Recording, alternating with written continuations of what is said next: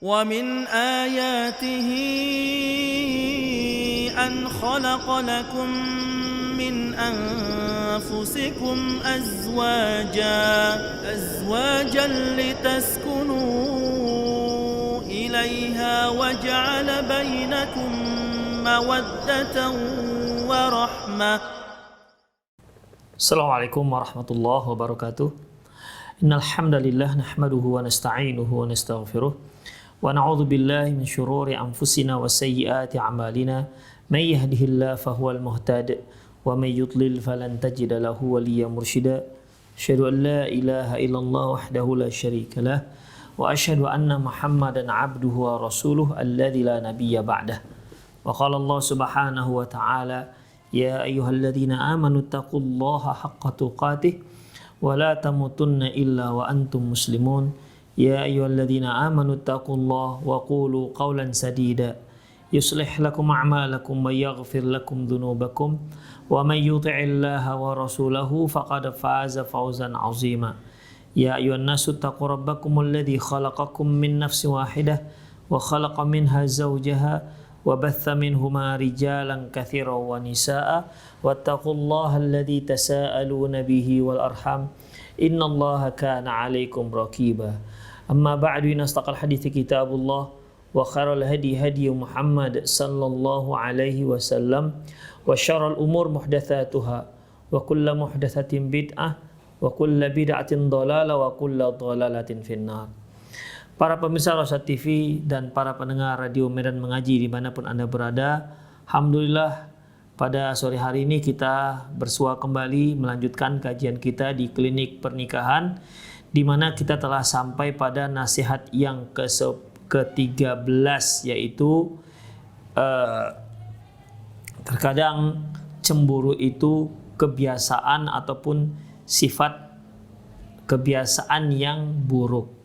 Kita telah bahas bahwasanya cemburu itu terbagi kepada dua, yaitu cemburu yang mahmudah. Al-ghiratu mahmudah, cemburu, sifat cemburu yang terpuji, dan sifat cemburu yang tidak terpuji. Kita telah bacakan hadisnya di mana Rasulullah Shallallahu Alaihi Wasallam menyatakan bahwasanya yang dikatakan cemburu yang mahmudah yaitu cemburu yang ada datanya. Yang ada datanya. Ini merupakan cemburu yang dicintai oleh Allah. Adapun cemburu yang mazmum, yang tercela, yaitu hanya berdasarkan sakwa sangka dan su'dzon, buruk sangka terhadap seseorang, atau dikarenakan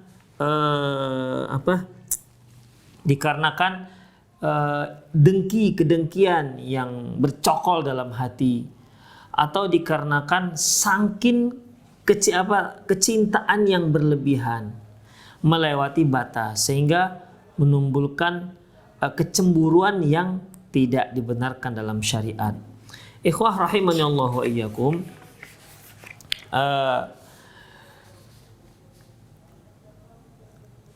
Cemburu yang tercela, wa innamal madhmum min al-ghirati huwa ma yasilu ila suwarin minha.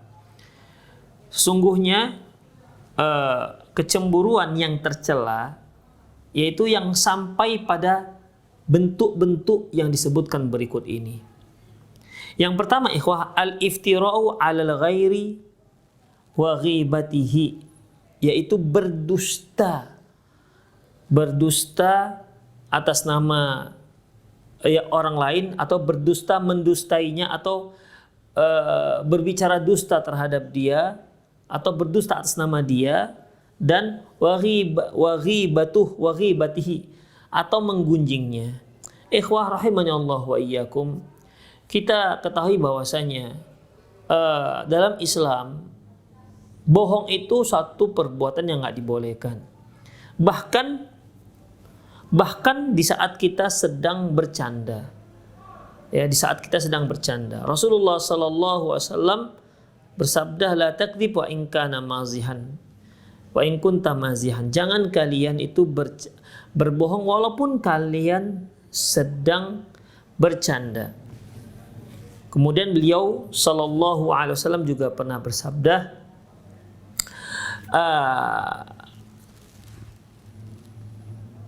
Ana dhaminun, aku menjamin, baitun fi rabdil jannah, yaitu aku menjamin seorang mendapatkan rumah di surga. Liman tarakal kadzib, syaratnya seorang yang meninggalkan dusta, wa in kana mazihan, walaupun dia berbohong. Jadi itu berbohong mungkin untuk kepentingan dirinya, tapi terkadang ada berbohong ini ya, dia seperti menfitnah. Ya, menfitnah orang lain. Seperti seseorang berkata kepada orang lain, si fulan itu katanya kamu tuh begini-begini. Jadi dia memfitnah si fulan. Ya. Memfitnah si fulan. Demikian ikhwafiddin. Itu namanya iftira. Tentu tidak dibolehkan, diharamkan. Wal ghibah, dan juga ghibah, menggunjinginya. Kita faham bahwasanya sudah sering dengar betapa Allah Subhanahu wa taala mengharamkan gunjing. Sampai Allah Subhanahu wa taala menyebutkan dalam ayatnya, wala yaqtab ba'dukum ba'dha, janganlah salah seorang kalian menggunjingi teman sebahagian yang lain, janganlah sebahagian kalian mengunjingi sebahagian yang lain. Ayuhibbu ahadukum ayyakula lahma akhihi maitan fakarihtumu, sukakah salah seorang kalian makan bangkai temannya? Makan bangkai temannya. Fakarihtumu, tentunya kalian akan merasa jijik dengan perbuatan ini.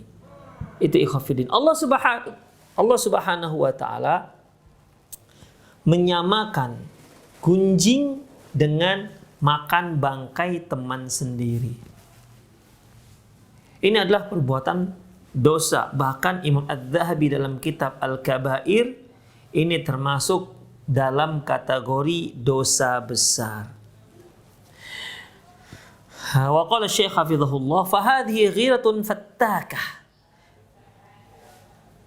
Cemburu yang sampai menfitnah orang lain, cemburu yang sampai menggunjingi orang lain, ini merupakan cemburu yang membawa pada kebinasaan, kehancuran.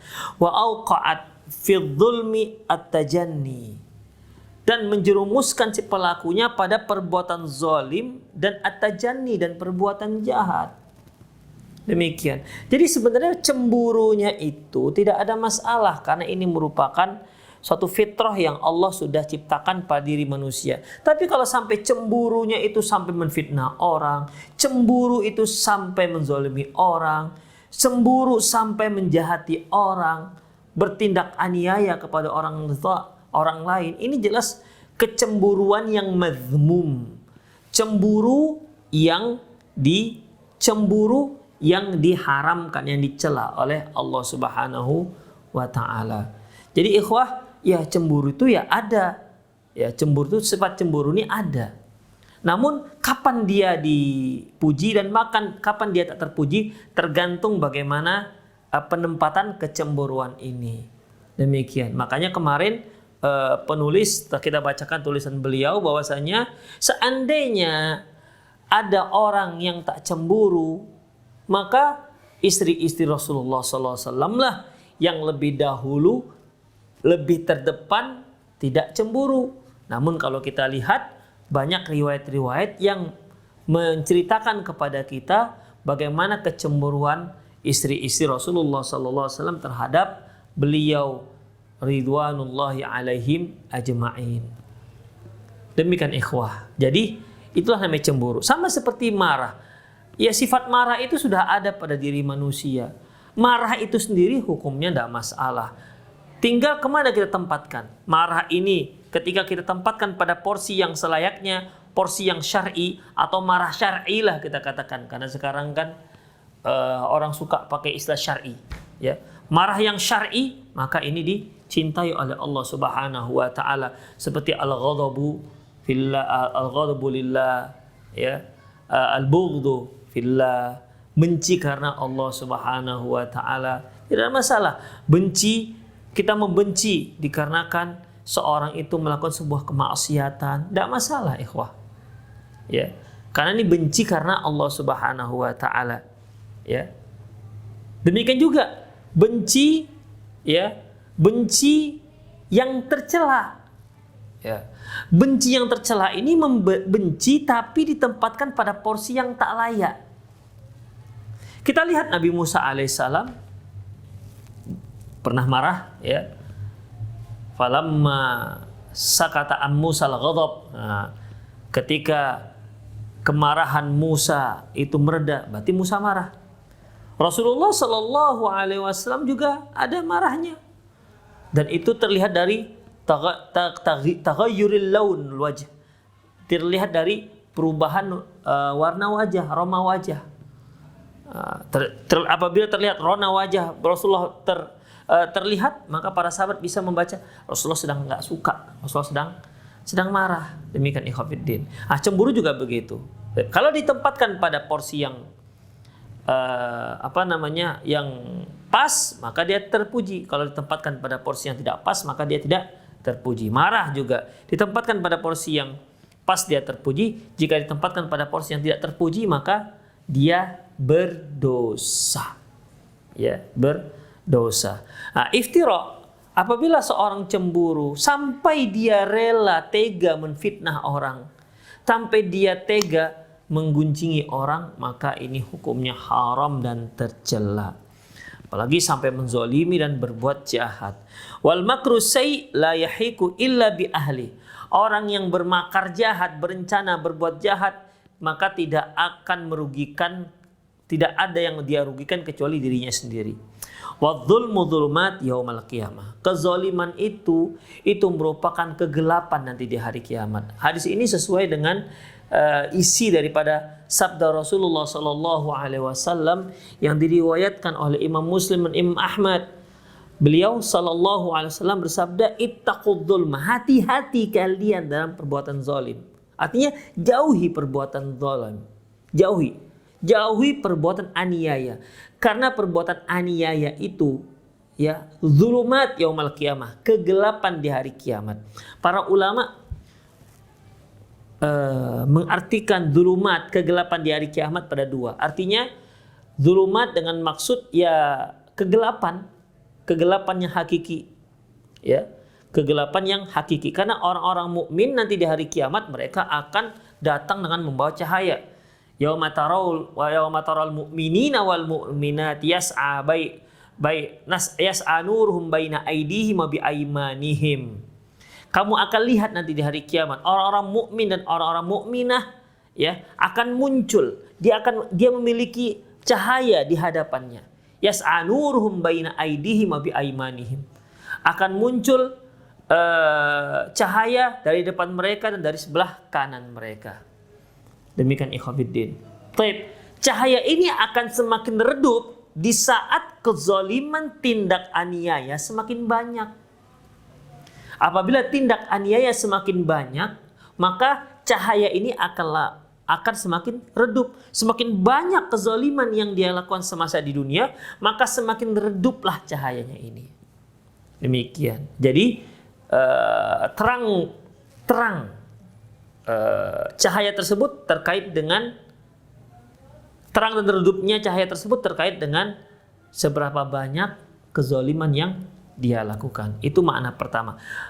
Makna kedua, az-zulmu yuzulumat yaumal qiyamah. Kezaliman merupakan kegelapan di hari kiamat, yaitu al-kurubat wasyada'id, yaitu kesulitan di hari kiamat. Jadi orang yang zalim akan menemui kesulitan di hari kiamat. Semakin banyak kezaliman yang dia lakukan, maka semakin banyak kesulitan yang akan dia temui di hari kiamat.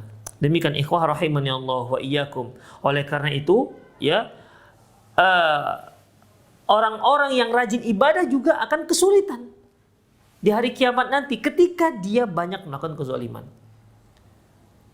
Mungkin para pemirsa pernah mengingat, pernah mendengar hadis, ya, di mana Rasulullah sallallahu alaihi wasallam bersabda, "Atadruna mal muflisu fi ummati?" Tahu enggak kalian orang yang dikatakan bangkrut? Qalu, para sahabat menjawab, "Al muflisu fina ma la dirham lahu wa la mata'." Rasulullah yang dikatakan orang bangkrut dari kalangan kami yaitu yang tak punya harta benda lagi, habis ludes. Kata Rasulullah SAW, al-muflisu fi ummat, yang dikatakan orang bangkrut di kalangan umatku, may ya'ti yaumal qiyamati bis salati was sadaqat was siyam, yang nanti di hari kiamat datang membawa pahala sholat, datang membawa pahala sedekah, datang membawa pahala puasa. Jadi dia mendapatkan pahalanya. Tandanya dia sholatnya sah, ibadahnya sah, dan juga dia ikhlas. Kenapa? Buktinya dapat pahala. Kalau seandainya dia sholatnya sesuai dengan sunnah Rasulullah Sallallahu Alaihi Wasallam, namun ternyata nggak ikhlas, kan nggak ada pahalanya. Jadi orang ini datang membawa pahala. Sedemikian banyak pahala di hari kiamat. Tapi kata Rasulullah SAW, walakin qad syatama hadza wa akala mala hadza wa safaka dama hadza wa daraba hadza. Tapi masalahnya semasa di dunia dia melakukan tindak aniaya, pernah mencaci maki orang ini, pernah pukul orang itu, pernah menumpahkan darah orang ini. Demikian ikhwah, pernah mencaci maki orang ini. Wa yu'ti hadza min hasanatihi wa hadza min hasanatihi. Akhirnya pahala kebaikan yang dia bawa, demikian banyaknya yang dia bawa, ya, dia harus bayar kezoliman yang pernah dia lakukan semasa di dunia, dia harus bayar dengan kebaikan-kebaikan atau pahala-pahala yang dia bawa. Fa in faniyat hasanatuhu, kalau seandainya habis kebaikannya, habis pahalanya, sementara masih ada lagi kezoliman-kezoliman yang belum ditebus, maka diambillah keburukan orang tersebut dan ditimpakan ke orang yang tadinya datang membawa sekian banyak pahala, namun habis bangkrut gara-gara terlalu banyak kezoliman yang dia lakukan, hingga dia tidak sanggup membayar lagi dengan pahalanya karena sudah habis. Akhirnya dosa orang tersebut, keburukan orang tersebut ditimpakan kepada si orang yang datang bawa pahala tak banyak tadi. Akhirnya faulqiya finnar, maka dia pun dicampakkan ke dalam neraka. Begitu ikhwatiddin. Jadi bahaya sekali memang yang namanya kezaliman. Dan kalau ada orang yang cemburu, seorang istri yang cemburu, mungkin cemburu dengan istri yang lain, lantas sampai menfitnah, sampai menzolimi, Allahu Akbar, itu akan dia selesaikan nanti di hari kiamat kalau dia sebelum meninggal nggak minta maaf atau belum dimaafkan oleh orang yang terzolimi. Makanya di hari kiamat nanti Allah Subhanahu Wa Taala akan akan menyatakan, memanggil orang-orang yang terzolimi. Siapa yang dahulu pernah terzolimi dari semasa dunia, maka dia tuntut hari ini orang yang menzalimi dia. Maka pada waktu itu tidak ada orang yang paling bahagia melebihi orang yang paling banyak terzalimi di masa dia hidup di dunia. Demikian, karena dia akan tuntut. Itu ikhwah rahimani Allahu wa iyyakum. Makanya adzulmu dzulumat yaumal qiyamah. Sampai Rasulullah sallallahu alaihi wasallam menyebutkan dalam sebuah hadis qudsi, ya ibadi, wahai hambaku, inni haramtu zulman ala nafsi, aku telah mengharamkan kezaliman untuk diriku, terhadap diriku. Wa ja'altuhu bainakum haram, dan aku tetapkan bahwasanya kezaliman itu haram di antara kalian. Fala tadzalamu, maka janganlah kalian saling menzalimi. Demikian ikhwah, maka tidak dibolehkan. Az-zulmu dzulumat yaumal qiyamah. Dan ikhwah, kalau kita menzolimi orang lain, ya, menzolimi orang lain, ini masalah kita tidak akan terampuni sampai kita minta dihalalkan, minta maaf, atau kita kembalikan hartanya. Kalau seandainya kita pernah mengambil harta seseorang, kemudian kita mati dan belum minta maaf atau belum minta halalkan, nanti di hari kiamat dia akan tuntut kita dengan kebaikan. Dia akan kuras kebaikan kita. Ya, dia akan kuras kebaikan kita. Seperti misalnya kalau ada orang yang mati tidak meninggal dan dia masih punya hutang. Ya, masih punya hutang. Kemudian hutangnya tidak ada yang bayar. Saking pentingnya dalam Islam ikhwah membayar hutang, ya. Seandainya ada orang yang meninggal dia punya warisan, kemudian dia juga punya hutang, maka hutangnya harus pertama dibayarkan, walaupun sampai menghabiskan seluruh harta warisannya, walaupun tidak ada lagi jatah untuk ahli warisnya. Ini penting. Kalau ternyata hartanya tidak ada untuk melunasi hutang, maka diharapkan kaum muslimin yang ada di sekitarnya, yang ahli waris, yang ahli waris diharapkan untuk melunasi hutangnya, melunaskan hutangnya. Pernah pada satu hari Rasulullah Shallallahu Alaihi Wasallam dimohonkan untuk menyolati seorang sahabat. Lantas Rasulullah katakan, ada masalah nggak di teman kalian yang meninggal ini? Ya, kemudian seorang sahabat mengatakan, ada ya Rasulullah, dia punya hutang. Fatakhallafa Rasulullah SAW, maka Rasulullah pun mundur. Sallu ila sahibikum. Salatilah sahabat-sahabat kalian ini. Salatkanlah jenazah sahabat kalian ini. Ya. Lantas Rasulullah SAW, ada seorang sahabat yang bernama Abu Qatadah, ya Rasulullah, huma, utang si jenazah ini, si mayat ini ada 2 dinar. Ya Rasulullah, huma alayya. Ya Rasulullah, hutang tersebut aku yang nanggung. Artinya, ya, hutang tersebut aku yang nanggung, itu kewajibanku. Si mayat tidak ada lagi kewajiban melunasi hutang. Itu sudah aku yang tanggung.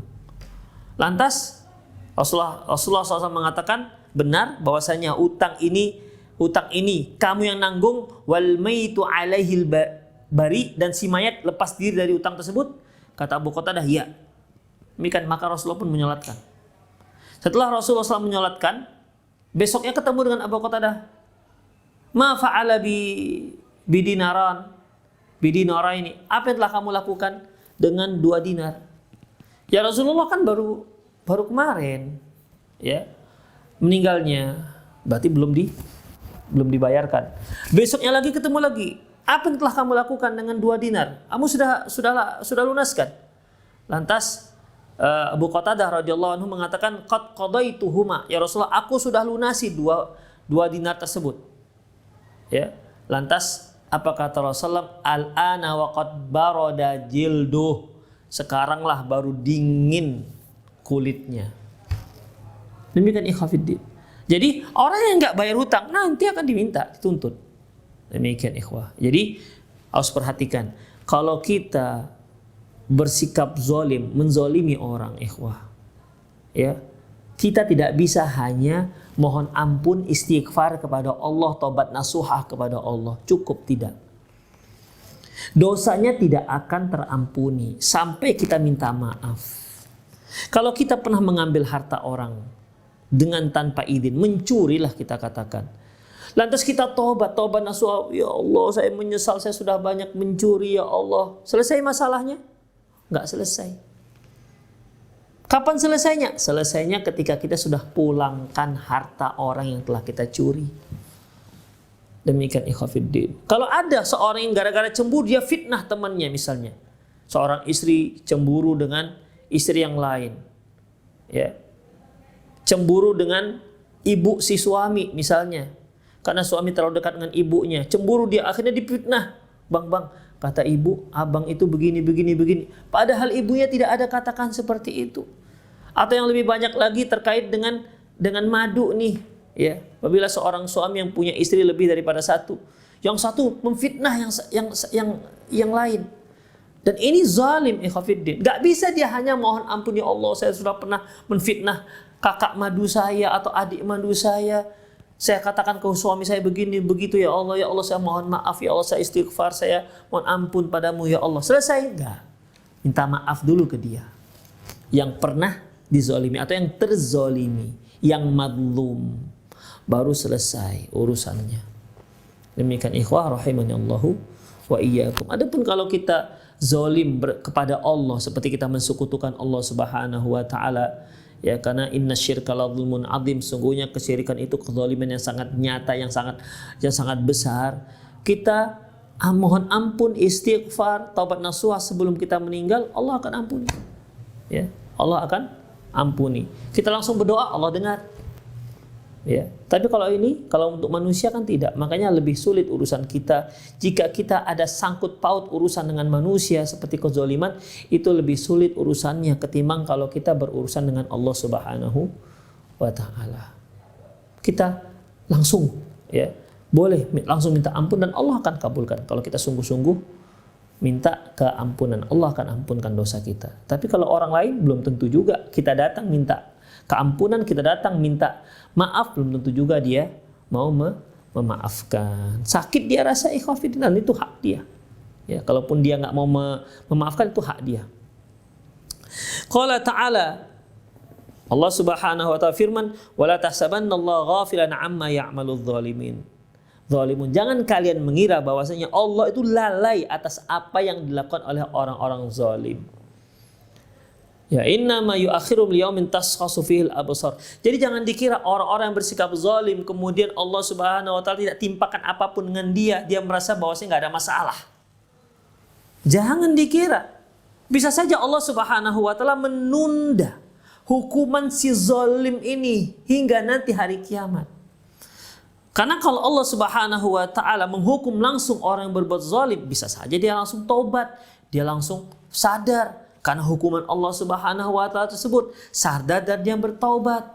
Akhirnya terbebaslah dia dari dosa kezaliman tersebut. Tapi kalau dia zalim, kemudian Allah semakin tambah rezekinya, dia zalim, Allah akan semakin lapangkan kehidupannya, dia zalim, Allah akan luaskan rezekinya, tambah rezekinya, ya tidak semakin gak ada masalah kehidupannya. Lantas dia mengira bahwasanya Allah gak ada masalah dengan Allah. Ikhwafiddin, jangan dikira wala tahsabannallaha ghafilan amma ya'maludz zalimun. Jangan kalian kira Allah itu gak tahu dengan apa yang dilakukan oleh orang-orang yang zalim. Innama yu'akhirhum liyaumin tashkhasu fil absar. Allah hanya menunda, ikhwah. Allah hanya ingin menunda hukumannya hingga hari kiamat kelak. Sehingga kezaliman demi kezaliman semakin bertumpuk dan nanti dia akan semakin menyesal nanti di hari kiamat.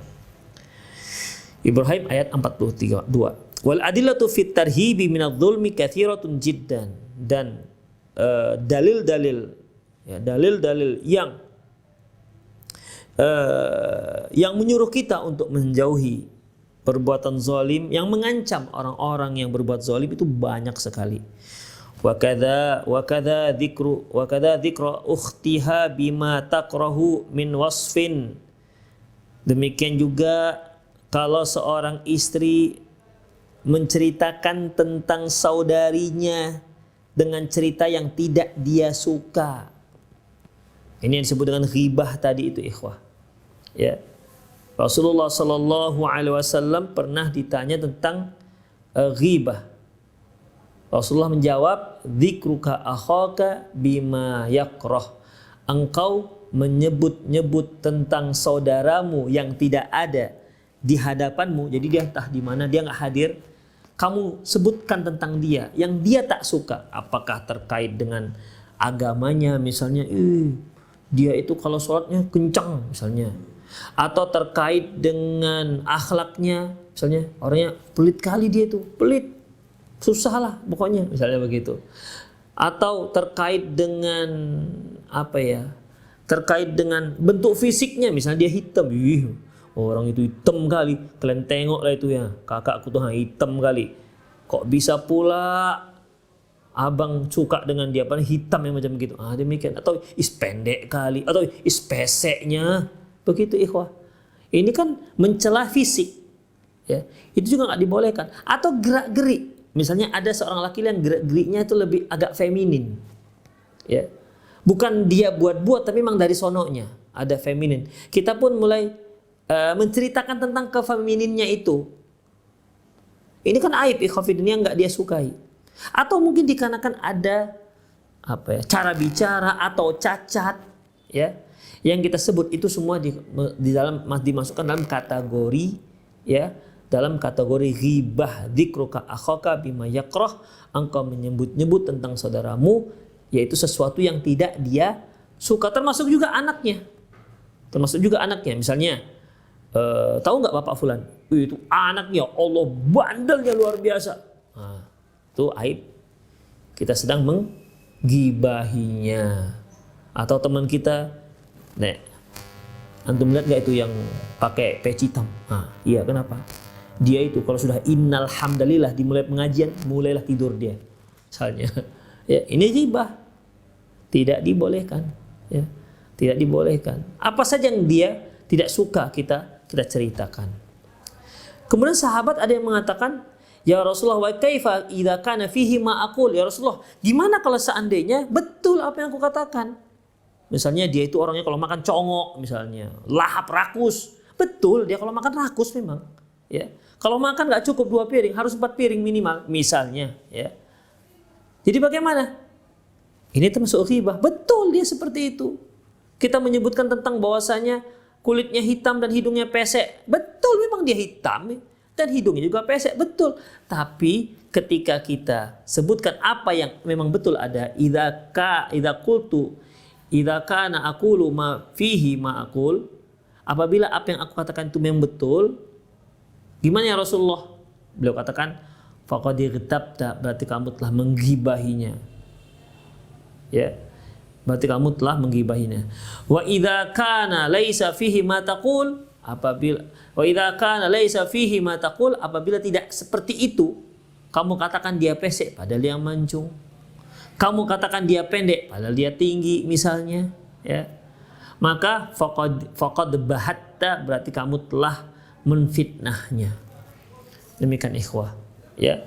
Jadi jangan sampai seorang istri yang dia punya madu, mungkin dia sebagai istri pertama atau istri kedua, ya, dia menfitnah madunya, ya, dengan harapan semoga suaminya membenci madunya tersebut. Hanya dialah orang yang dia cintai. Ini hukumnya haram.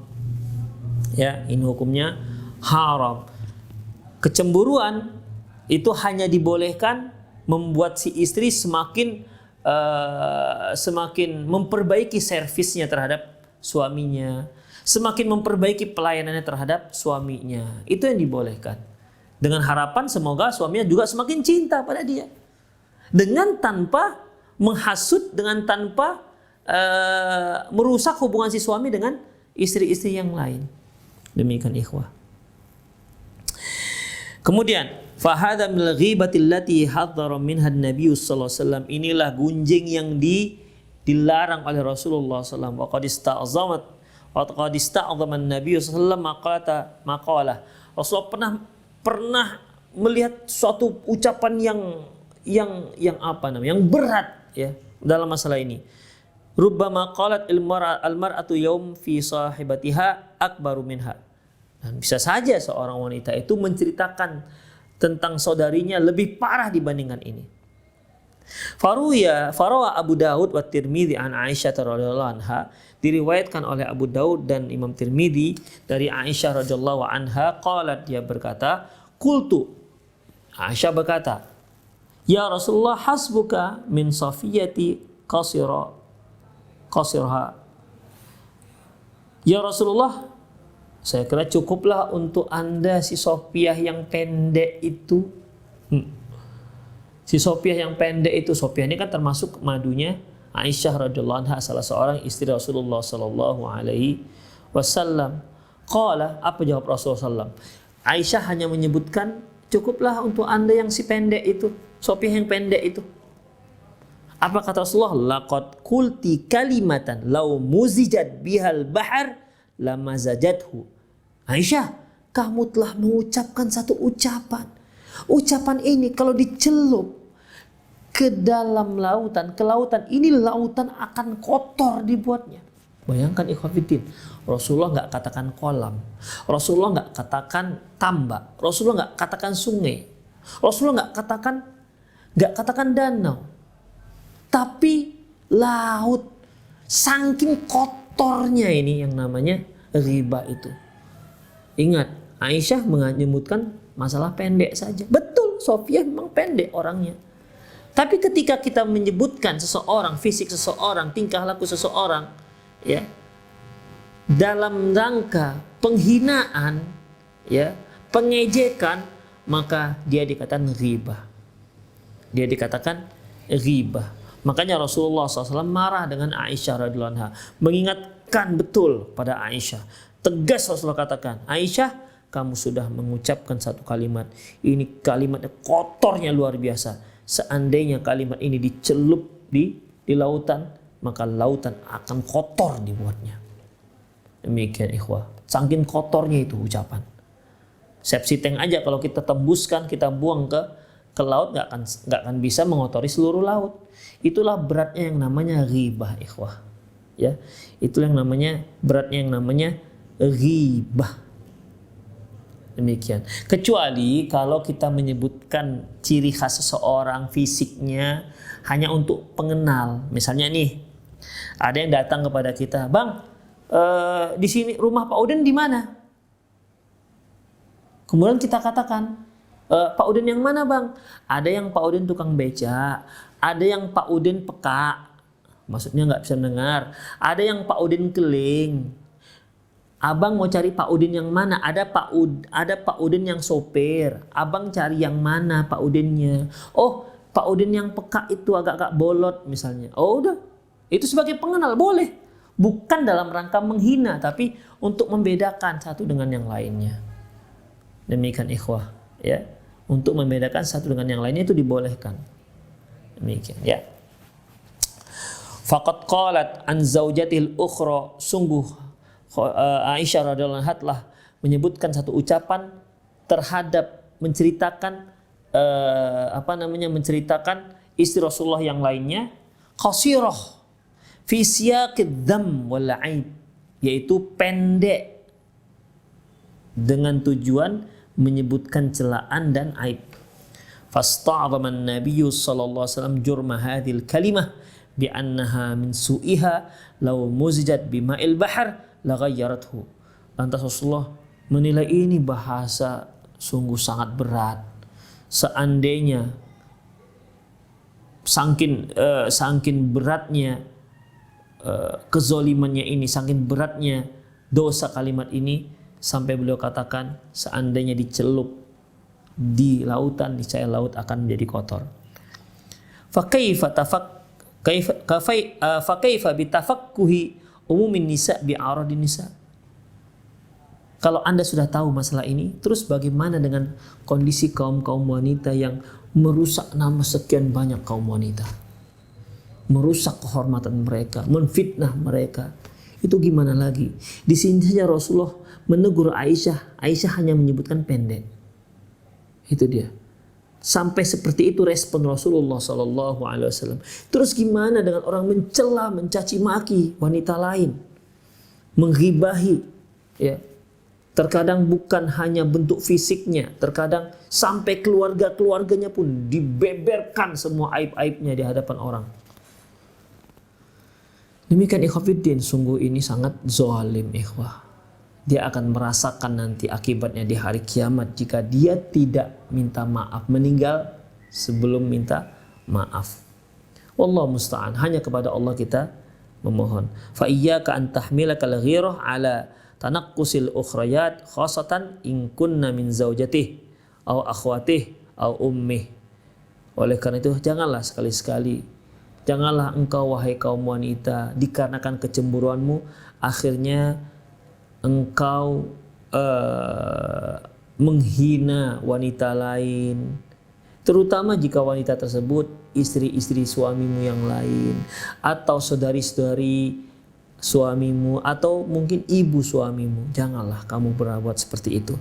Fa inna hadhi min a'zami asbabil maqtillah wa maqtiz zauj.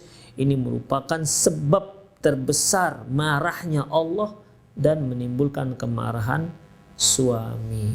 Demikian ikhwah rahimani Allah wa iyyakum. Jadi itu yang pertama, apabila kecemburuan tersebut akhirnya membawa pada memfitnah yang lain, menzolimi yang lain, maka ini termasuk cemburu yang tercela. Demikian ikhwah, aku qauli hadza wastaghfirullah li wa lakum. Muslimin innahu wal ghafurur rahim. Bagi ikhwah yang ingin bertanya silahkan kirimkan pertanyaannya di 0895 6113 27778.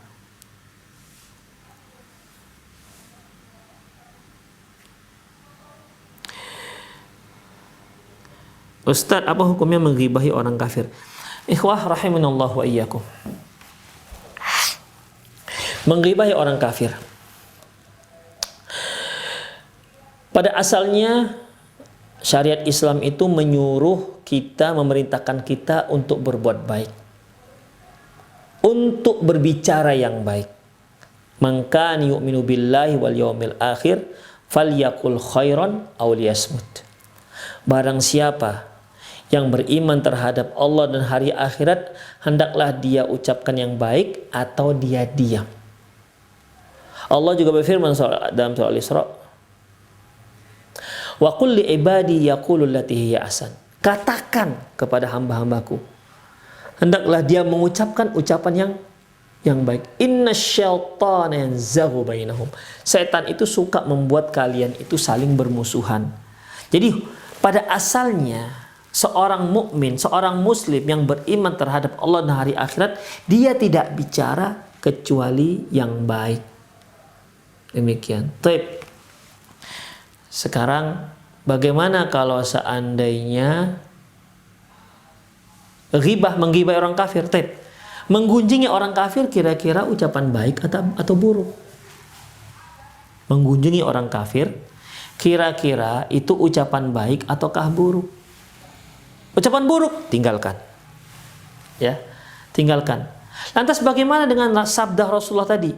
Yang dikatakan ghibah, dzikruka akhaka bima yakrah. Bahwasanya engkau menyebutkan tentang saudaramu sesuatu yang tidak dia sukai. Kan disebutkan saudara, ya. Yang dikatakan saudara, al-mu'min akhul mu'min. Orang muslim itu saudara yang lain. Innamal mu'minuna ikhwah. Sesungguhnya orang-orang mukmin itu saling bersaudara. Orang kafir kan bukan saudara kita. Ikhwah, Rasulullah Shallallahu Alaihi Wasallam menyebutkan hal ini sebagai penegasan. Memang para ulama berbeda pendapat tentang masalah menggibai orang kafir. Ya, memang ada berbeda pendapat seperti Ibnu Mundzir, beliau mengatakan boleh karena menyebutkan tentang karena adanya hadis yang tadi dzikruka akhaka bima yakrah. Namun, ikhwah, kalau kita lihat dalil umum, ya, dari akhlak yang baik secara umum, omongan yang baik secara umum, demikian juga larangan ghibah secara umum, wala yaqtab ba'dukum ba'dha, janganlah sebagian kalian menggunjingi sebagian yang lain. Demikian ikhwah rahimani Allahu wa iyyakum. Jadi orang-orang kafir juga tidak boleh kita ghibahi. Ya. Tentunya yang kita bicarakan inilah saksiyahnya atau kepribadian, misalnya orangnya celat misalnya, ya, celat, kita kata, oh ini orang kafir ini celat, boleh? Nggak boleh. Apa urusannya dengan kita? Mau celat nggak celat? Oh orang ini pengkor misalnya, kakinya pendek sebelah, apa urusannya? Itu kan Allah Subhanahu Wa Taala memberi. Tapi kalau kita bicara masalah kekafirnya boleh. Misalnya hati-hati dengan dia itu orang kafir loh. Ya, nanti diajaknya kamu ke gereja, misalnya begitu, boleh, nggak ada masalah. Ya, karena kita harus mengingatkan, ketika kita bicara tentang kekafirannya, kesesatan orang kafir, kekeliruan orang kafir, maka nggak ada masalah. Siapa itu tuh diantaranya? Itu tetangga yang sebelah itu orang kafir misalnya. Itu dia menuhankan selain Allah Subhanahu Wa Taala. Itu dibolehkan. Kita bicara tentang kesesatannya. Tapi kalau kita bicara tentang kepribadiannya, fisiknya nggak dibolehkan. Ya. Tidak dibolehkan. Demikian ikhwah rahimani Allahu wa iyyakum. Terutama orang-orang yang kufrul ahdi dengan kufru dhimmi. Orang kafir yang memang berada di bawah perlindungan kaum muslimin, dan orang kafir yang memang sudah ada perjanjian damai. Ya, orang kafir yang sudah ada perjanjian damai. Hanya saja memang ada yang berpendapat kalau kafirnya kufrun harbi, kafir yang memang memerangi kaum muslimin, maka tidak perlu dihormati sama sekali. karena dia memerangi orang-orang muslim. Allahu a'lam bissawab. Jadi ikhwah, tidak dibolehkannya yang roja Allahu a'lam bissawab, tetap tidak dibolehkan. Seperti tetangga-tetangga kita orang kafir, ada yang kafir, maka nggak boleh kita gunjingin. Tidak boleh kita gunjingin, sama seperti tetangga. Rasulullah SAW pernah mengatakan, la yu'minu ahadukum man kana yu'minu billahi wal yawmil akhir falyukrim jarahu. Barang siapa yang beriman terhadap Allah dan hari akhirat, hendaklah dia memuliakan tetangganya. Tetangga kita kan seperti yang disebutkan dalam kitab Al-Jadid, ya, fi Syarh Tauhid oleh Syekh Al-Qa'rawi. Beliau menyebutkan ada tiga tingkatan yang namanya tetangga. Semua berhak mendapatkan hak dimuliakan. Pertama, yaitu jika tetangga kita dia muslim dan dia kerabat kita. Ini yang paling tinggi haknya. Ada 3 hak. Hak tetangga, hak kerabat, dan hak sebagai seorang muslim. Yang kedua, dia tetangga kita dan dia seorang muslim. Dia dapat 2 hak. Yang ketiga, dia tetangga kita dan dia orang kafir. Jadi dia dapat pemuliaan dari sisi dia hanya sebagai tetangga. Demikian ikhwatiddin.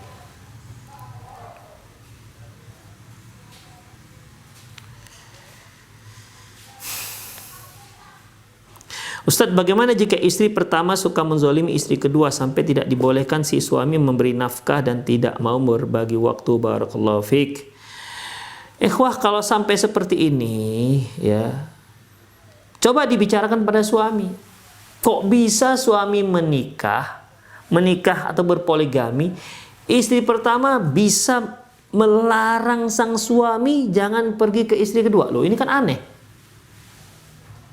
Demikian. Ini suami sebenarnya suami yang bagaimana? Kok bisa dia dilarang oleh sang istri?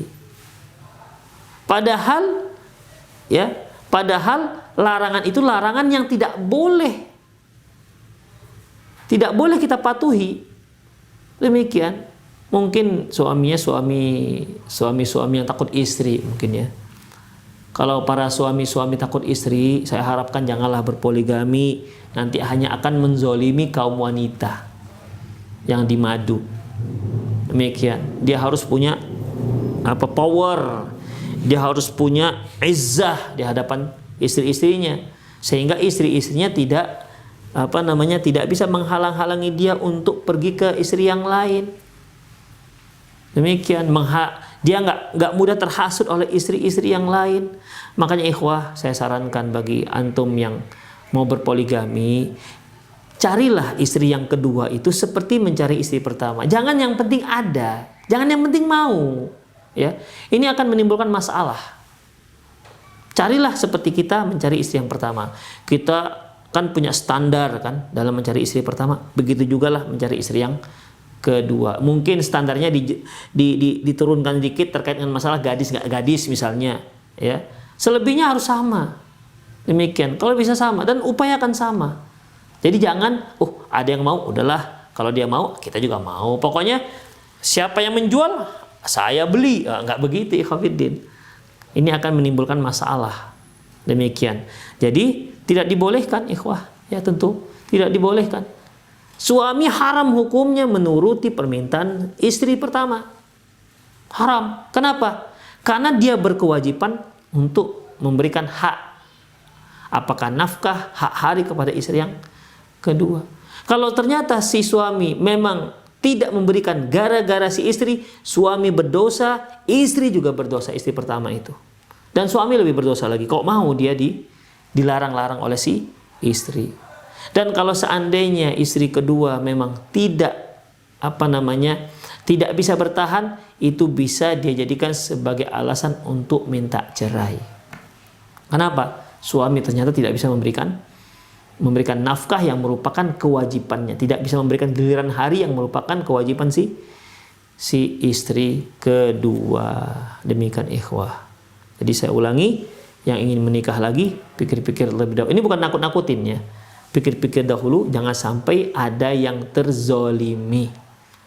Ya, yang dimaksud terzolimi ini yaitu terzolimi ada hak dia yang tidak diberikan. Karena ada juga sebagian terbentuk image di kalangan para istri itu, kalau suami nikah lagi diam-diam berarti dia sedang menzolimi istri pertama. Enggak. Ya, dia nggak menzolimi. Suami itu sedang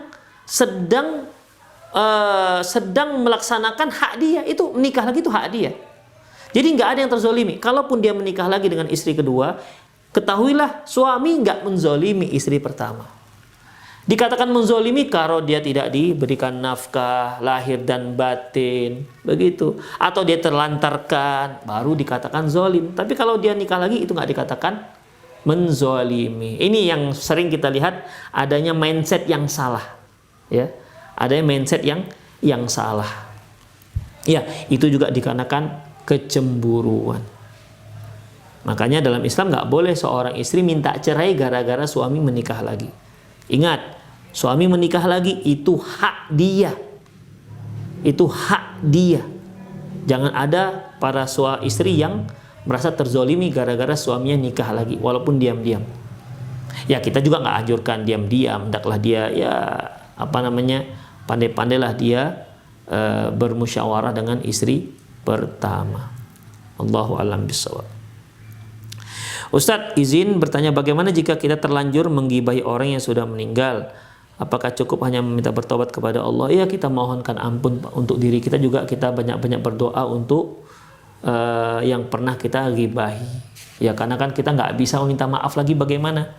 La yukallifullahu nafsan illa wus'aha. Allah tidak akan membebani seseorang kecuali yang mampu dia lakukan. Gimana cara dia meminta maaf sementara orangnya sudah meninggal, atau dia sudah tobat meminta maaf orangnya nggak tahu entah di mana. Demikian, kalaupun dia meninggal nggak tahu di mana pusaranya, kalaupun dia masih hidup nggak tahu di mana rimbanya. Gimana? Mau sih mau, tapi ya begitu. Ya, doakan dia orang yang pernah kita gibah itu sebanyak-banyaknya.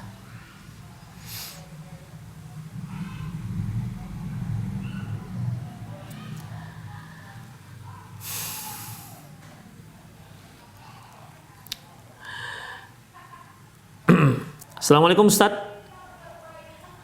Ikhwan dari Jember, saya mau bertanya, suami saya sering diganggu jin saat tidur. Apa yang menyebabkan itu terjadi? Terus yang kedua, bagaimana cara membuang jimat yang ada di rumah kita? Itu saja Ustaz. Jazakumullah khairan. Assalamualaikum wa jazakallahu khair. Waalaikumsalam warahmatullahi wabarakatuh. Mengenai sering diganggu jin, kita diganggu jin itu dikarenakan kita jauh dari Allah Subhanahu wa taala. Ya. Allah Subhanahu wa taala berfirman, "Inna kaidasyaitan kana dha'ifa." Makarnya setan itu lemah, kata Allah. Namun ketika kita jauh dari Allah, ketika kita malah takut sekali dengan jin, maka jin akan lunjak. Allah Subhanahu wa ta'ala firman, wa annahu kana rijalun minal insi ya'udzuna birijalin minal jinni fazaduhum rahaqa. Dan laki-laki dari kalangan manusia itu memohon perlindungan dari laki-laki dari kalangan jin, fazaduhum rahaqa, maka si jin ini pun membuatnya semakin takut. Demikian. Jadi kalau kita tidak takut, jin ini juga nggak berani. Itu yang pertama. Yang kedua, bacalah zikir-zikir mau tidur. Misalnya nih, kita sering diganggu nih, ya. Kita berudu, baca surah Al-Muluk, ya.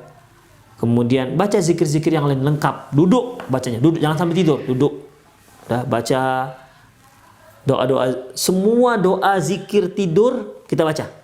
Sudah, terakhir baru kita baca Qul a'udzu binnas, Qul a'udzu falaq, dan Qul huwallahu ahad. Kemudian kita hembuskan di tangan kita, ya. Kita hembuskan, kemudian kita usapkan di sekujur badan kita yang mungkin untuk kita usap. Lakukan itu 3 kali. Kemudian bismillah, tidur. Bismillahirrahmanirrahim, ahya wa amut. Insyaallah jin itu tidak akan mengganggu. Insyaallah. Jadi jangan tidur ngantuk, plek tidur begitu aja. Demikian. Allahu a'lam bissawab. Assalamualaikum Ustaz, saya mau tanya, apakah sumpah yang niatkan dalam hati akan akan tetapi belum diucapkan dia melanggarnya, apakah dia wajib membayarnya? Ustadz,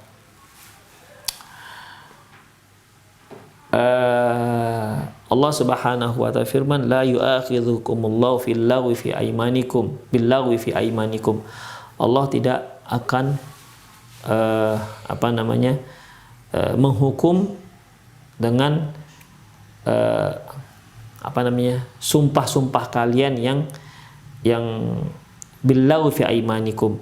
Jadi antara makna lagwi fi aymanikum yaitu yang masih terbersit, ya, masih terbersit atau masih dalam hati, belum diucapkan. Allahu a'lam bissawab. Itu tidak ketika kita melanggarnya tidak harus melaksanakan kafarah sumpah. Ikhwah, sekira itu saja kajian kita, semoga bermanfaat. Aqulu qouli hadza wa astaghfirullah li wa lakum wa lisal muslimin innahu wal ghafurur rahim. Subhanakallahumma wa bihamdik asyhadu an la ilaha illa anta astaghfiruka wa atubu ilaik. Wa akhiru da'wana alhamdulillahi rabbil alamin. Wa sallallahu ala nabiyyina Muhammad wa ala alihi wa ashabihi ajma'in. Wa akhiru da'wana alhamdulillahi rabbil alamin. Assalamualaikum warahmatullahi wabarakatuh.